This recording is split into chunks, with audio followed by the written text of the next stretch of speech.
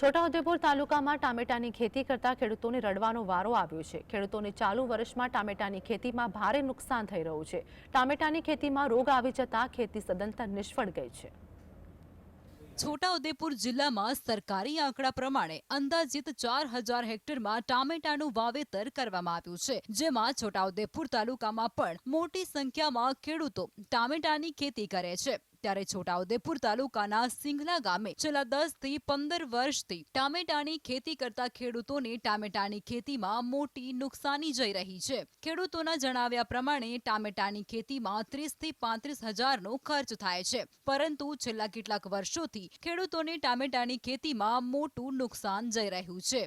ખેડૂતોનું કહેવું છે કે ટામેટાના પાકમાં રોગ આવી જતાની સાથે જ પાક નિષ્ફળ ગયો છે, જેથી ખેડૂતોનો ખર્ચ પણ નીકળી શકતો નથી। ટામેટાની ખેતી છે કરી પણ કઈ મળ્યું નહીં એમ કઈ નહીં। આ વરસાદને બધું કારણે કઈ એવું થઈ ગયું, બગડી ગયું, કોઈ આવીને ઉભો નહીં રહ્યો।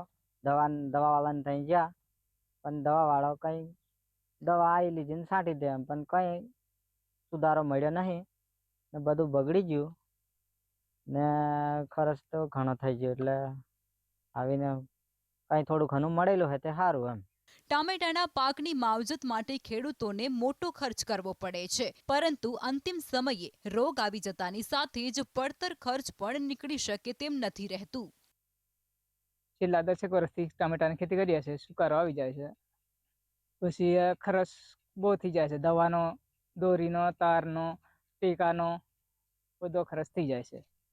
છેલ્લા પછી 30,000નો ખર્ચ થઈ જાય છે। લફો આ વર્ષે કશું નહીં મળ્યું। મારે માંગ વળતર મળતી હોય તો સારું।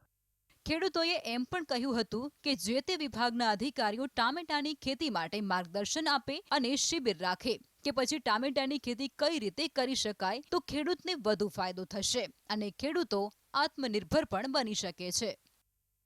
તો ટામેટાની વર્ષોથી અમે ખેતી કરતા આવીએ છીએ। અમુક વર્ષે સુકારો આવી જાય તો ગમે એવી દવા તમે છાંટો પણ પાક તો નિષ્ફળ જાય છે। તો એના માટે સરકારશ્રી કોઈ તાલીમ ખેડૂત તાલીમ કે ગમે તે રાખતા હોય તો વધારે સારું એવું કેવું છે અમારે। અને સારી ખેતી થાય તો ખેડૂત પણ આત્મનિર્ભર બને।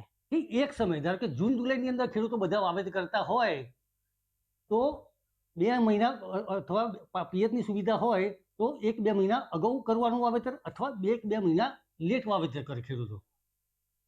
જો આમ કરે તો ખેડૂતોને ભાવ પણ સારા મળી શકે અને આ ભાવ સારા મળી શકે। તેમજ રોગ જીવતની વાત કરીએ તો ખેડૂતો કેવા પ્રકારનું બિયારણ અથવા ધરુનું પસંદગી કરે છે, ક્યાંથી ધરું લાવે છે, કેવા વિસ્તારમાંથી ધરું લાવે છે, એની ઉપર આધાર રાખે।